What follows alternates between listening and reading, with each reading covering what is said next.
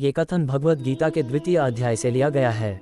इसमें भगवान कृष्ण अर्जुन को बता रहे हैं कि क्रोध से कैसे व्यक्ति का पतन हो सकता है। क्रोध एक ऐसी भावना है जो मनुष्य को नियंत्रण से बाहर कर देती है। जब हम क्रोधित होते हैं तो हम सही और गलत का सही आकलन नहीं कर पाते हैं।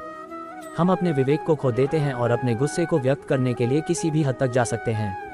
क्रोध से भ्रम पैदा होता है। जब हम क्रोधित होते हैं तो हम वास्तविकता को सही ढंग से नहीं देख पाते हैं। हम अपने प्रतिद्वंद्वी या दुश्मन को अपने लिए एक बड़ा खतरा मानने लगते हैं और हम उसे नुकसान पहुंचाने के लिए कुछ भी करने को तैयार हो जाते हैं। भ्रम से बुद्धि व्यग्र होती है। जब हम भ्रम में होते हैं तो हमारी बुद्धि सही निर्णय लेने में सक्षम नहीं होती है। हम जल्दबाजी में निर्णय लेते हैं जो अक्सर गलत होते हैं। जब बुद्धि व्यग्र होती है तो तर्क नष्ट हो जाता है। तर्क वह प्रक्रिया है जिसके द्वारा हम किसी समस्या का समाधान खोजते हैं। जब हम क्रोध में होते हैं तो हम समस्या को सही ढंग से समझने और उसके लिए एक समाधान खोजने में सक्षम नहीं होते हैं। जब तर्क नष्ट होता है तब व्यक्ति का पतन हो जाता है। जब हम सही निर्णय नहीं ले पाते हैं तो हम अपने जीवन में गलतियां करते हैं। ये गलतियां हमें नुकसान पहुंचा सकती हैं और हमारे जीवन को बर्बाद कर सकती हैं। इसलिए यह महत्वपूर्ण है कि हम क्रोध को नियंत्रण में रखें।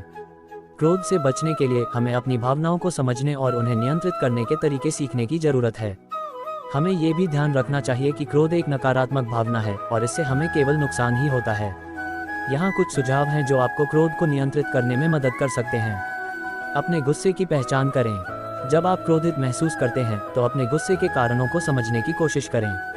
अपने गुस्से को व्यक्त करने के स्वस्थ तरीके खोजें। क्रोध को दबाने के बजाय इसे एक स्वस्थ तरीके से व्यक्त करें। ध्यान या योग जैसे आराम तकनीकों का अभ्यास करें। ये तकनीकें आपको तनाव को कम करने और अपने गुस्से को नियंत्रित करने में मदद कर सकती हैं। एक समर्थन प्रणाली बनाएं। अपने दोस्तों और परिवार के सदस्यों के साथ अपने गुस्से के बारे में बात करें।